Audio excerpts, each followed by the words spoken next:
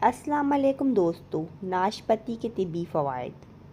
جھریوں سے تحفظ۔ روزانہ ناشپاتی کھانا عمر بڑھنے سے چہرے پر نمودار ہونے والی جھریوں کو دور رکھنے میں مدد دے سکتا ہے۔